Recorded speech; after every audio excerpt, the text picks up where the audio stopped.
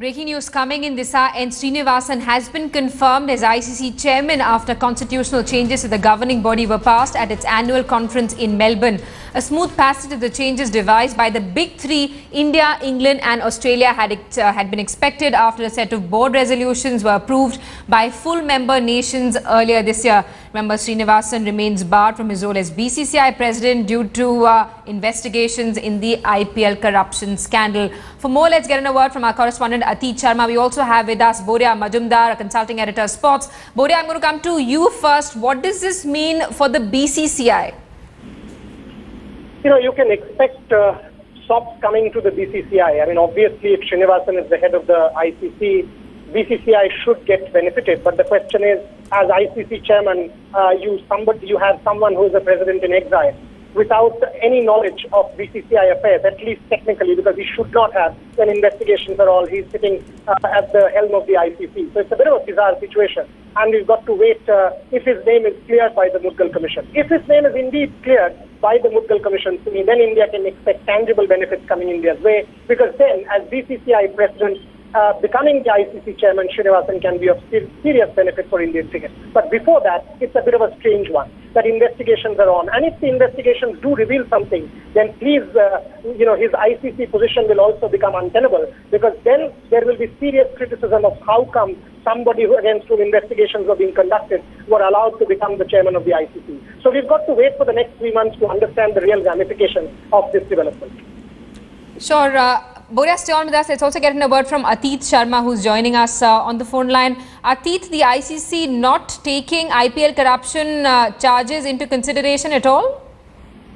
Exactly. In fact, someone like the Cricket of Bengal tried its best. The case was going on in the Supreme Court, and Aditya Verma, the secretary of the unrecognized Cricket Association of Bengal, who's fighting the case.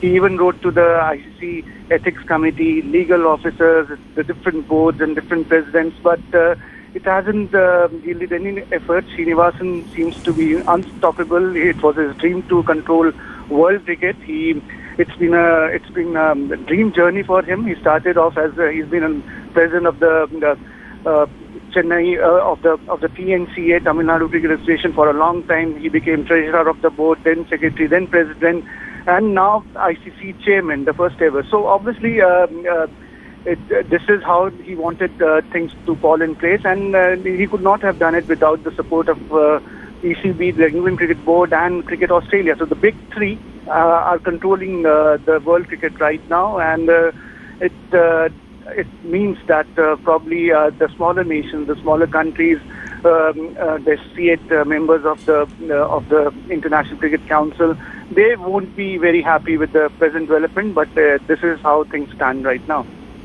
All right. And, Boria, for those of us who are not familiar with the chain of command vis-a-vis the BCCI and the ICC, explain to us how Srinivasan, in his new position, can influence the workings of the BCCI, if at all.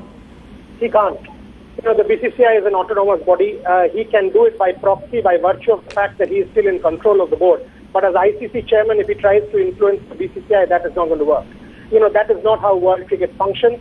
They can take executive decisions, as Abid was saying, the three big powers, Giles Clarke, Wally Edwards and Srinivasan, will take executive decisions to control world cricket. But there is no way he can influence the decision-making of the BCCI. What is important here, you must understand, if there is something tangible in that Mughal investigation, this is also a safe passage for Srinivasan, into an ICC role. That if his position becomes untenable in the BCCI, come August end when the report is submitted, he will have something to look forward to, which is his ICC position. So this is a bit of a move away also from the board, that, if something does happen in the BCCI, it is not as if Srinivasan will be left with nothing. He will then have to bank on the ICC. So it's a bit of a safe passage for him, a kind of a safety valve.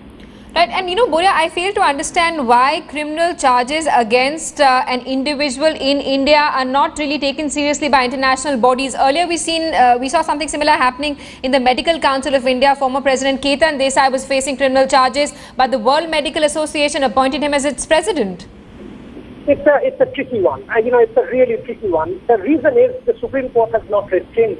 And if you go by the law of the land, if somebody is not restrained, he's not He's not guilty. He's innocent till proven guilty. That is what is the case with Srinivasan. I mean, you've got to give it to him that now investigations are on and there is no restraint on him by the Supreme Court. As Aditya was saying, Aditya Verma and his lawyers will again appeal to the Supreme Court on resumption once the Supreme Court comes out of vacation, challenging this decision not to restrain him. So we've not seen the end of this saga at all. Having said that, according to today, the locus standi of Srinivasan is solid because the Supreme Court has not restrained him. As to why the ICC did not take credence of this development, it's very strange. Maybe this is India's financial cloud talking. This is the big three talking that they in cahoots, in collusion, are controlling world cricket like a puppet. Whether that is good or bad for world cricket, we've got to wait for a bit of time and see.